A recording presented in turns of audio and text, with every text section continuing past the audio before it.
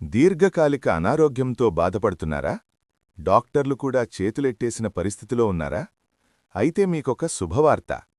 పరిశుద్ధ గ్రంథం సెలవిస్తుంది. నిర్గమాకాండము 15:26 నిన్ను స్వస్థపరచు యెహోవాను నేనే అని.